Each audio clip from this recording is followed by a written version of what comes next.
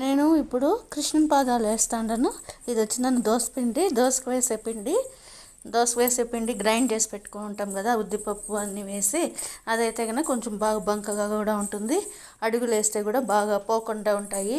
ఈ దోసపిండిని కొంచెం తీసుకోండి, ఒక ప్లేట్లోకి తీసుకొని తర్వాత ఇట్లా చెయ్యిని కొంచెం ముడుచుకునేసి అద్దేసేది, అడుగులు పెట్టేసేది. ఇట్లా ఇప్పుడు కుడి చేత్తో వేస్తాండ నేను. చాలా ఈజీ మెథడ్ ఇదైతే గన. చూడండి ఎంత చక్కగా వస్తుందో అసలుకి. ఇంకా వేలుతో ఫింగర్స్ పెట్టేది అంతే. కృష్ణ పాదాలు చాలా ఈజీగా, చాలా ఈజీ మెథడ్లో నేను మీకు చూపెట్టినాను. మీరు కూడా ఇలా ట్రై చేసుకోండి.